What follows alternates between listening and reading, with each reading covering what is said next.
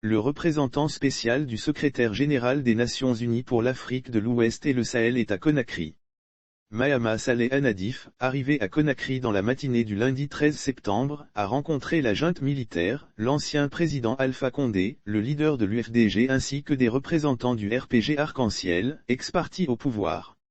Le diplomate onusien a rappelé, lors d'une rencontre avec la presse, que les Nations Unies ont condamné la prise du pouvoir par les armes et exigé la libération sans condition du président Alpha Condé. Nous avons rencontré le président du CNRD, la communauté diplomatique en Guinée, les différents chefs des partis politiques, dévoile M. Anadif devant un parterre de journalistes. Nous avons également rencontré le président Alpha Condé. Nous nous sommes rassurés de sa sécurité. Il se porte bien, indique le Tchadien Mahama Saleh Anadif, précisant que la communauté économique des États indépendants de l'Afrique de l'Ouest est en train de négocier avec la junte pour la libération de l'ex-chef de l'État guinéen.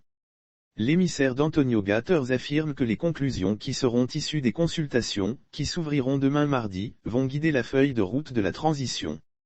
Nous plaçons beaucoup d'espoir sur les consultations interguinéennes qui vont commencer à partir de demain mardi. Le colonel Mamadi Doumbouya estime qu'il sera à l'écoute de ses compatriotes et essayera de trouver autant que possible un consensus à la suite des concertations, souligne-t-il. Quant à la durée de la transition, elle sera celle que décideront les Guinéens eux-mêmes.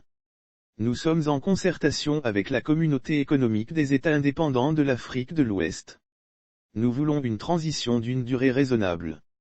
Mais cela dépend des Guinéens, car quel que soit le soutien de la communauté internationale, l'avenir de la Guinée est entre les mains des Guinéens.